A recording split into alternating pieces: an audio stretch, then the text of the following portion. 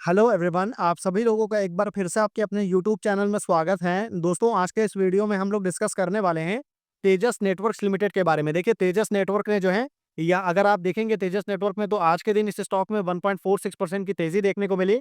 पर आपको बता दूं कि बहुत ज्यादा हाई पॉसिबिलिटी है कि कल के दिन जो स्टॉक है ना, आपको बहुत बुरी तरह से क्रैश हो सकता है। और उसके पीछे क्या रीजन है, मैं ऐसा क्यों बोल रहा हूँ, क्योंकि कंपनी ने जो है ना, यहाँ पर आज के दिन अभी क्वार्टर 1 के रिजल्ट कंपनी ने डिक्लेयर किया और कंपनी के जो नंबर्स है वो बहुत ज़्यादा खराब आए हैं।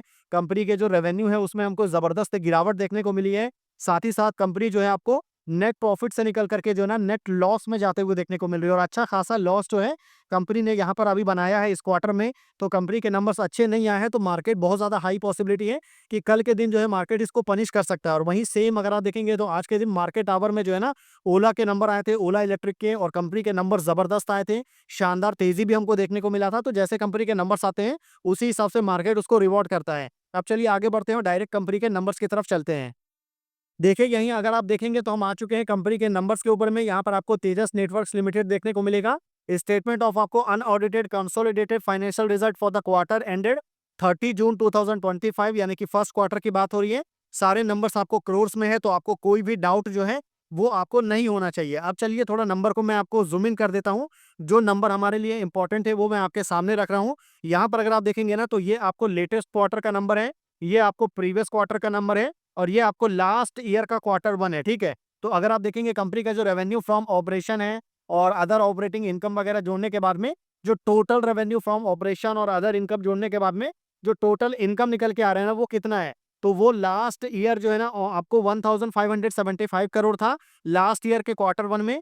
लास्ट क्वार्टर में यानी कि क्वार्टर 4 में ये आपको 1914 करोड़ देखने को मिला था। मतलब जबरदस्त ग्रोथ हुआ था कंपनी के रेवेन्यू में। और अभी जो है ना, कंपनी के नंबर जो है वो 1500 करोड़ 1900 करोड़ से डायरेक्ट आपको जो गिर करके 211 करोड़ के ऊपर में आ चुका है। मतलब 1300 करोड़ 1700 करोड़ का जो है ना कंपनी का रेवेन्यू में हमको शार्प डिक्लाइन देखने को मिल रहा है। ऑलमोस्ट 85 to 90% का जो रेवेन्यू में डिक्लाइन है, तो बहुत बड़ा डिक्लाइन आप बोल सकते हैं इसको। और अगर आप यहाँ पर कंपनी के एक्सपेंस के ऊपर अगर आप आएंगे ना, तो देखिए कंपनी का रेवेन्यू तो ठीक है, कंपनी ने रेवेन्यू जनरेट नहीं किया है, पर एक्सपेंस कंपनी का बहुत ज्यादा हुआ। आप टोटल देख सकते हैं 508 करोड़ का एक्सपेंस देखने को मिल रहा है। मतलब जो मेन कॉस्ट है कंपनी का एक्सपेंस में, वो कॉस्ट ऑफ मटेरियल आपको देखने को मिलेगा। वहीं सैलरी आपको पे करना ही पड़ेगा। लास्ट ईयर के 94 करोड़ था, फिर 110 करोड़ था, और अभी आपको 95 करोड़ है। तो क्योंकि एम्प्लॉयज अगर आप रखेंगे तो सैलरी देना पड़ेगा। फाइनेंस कॉस्ट आपको है, डेप्रिसिएशन आपको देखने को मिल रहा है, अलाउंसेस वगैरह है। तो ये सारा कैलकुलेट करके 500 करोड़ का यहाँ पर टोटल एक्सपेंस हुआ है। और उसको अगर आप कैलकुलेट करेंगे ना, तो कंपनी का जो लॉस निकल के आ रहा है, जो ऑपरेटिंग लॉस हम बोलते हैं, वो 297 करोड़ का है।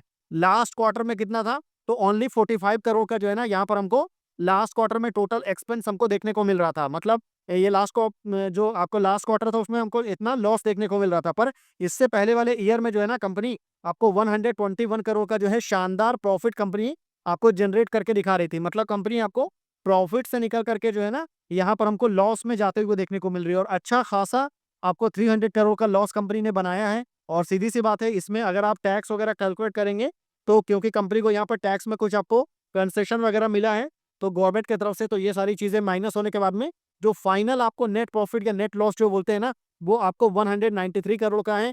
इससे पहले ये 71 करोड़ था, उससे पहले 77 करोड़ का जो है आपको प्रॉफिट देखने को मिल रहा था। सेम अगर मैं आपको कंपनी के अर्निंग पर शेयर के ऊपर लेकर के आऊं, तो आप देख सकते हैं कि लास्ट ईयर कंपनी का जो अर्निंग पर शेयर था वो 4 रुपीज 54 पैसा था।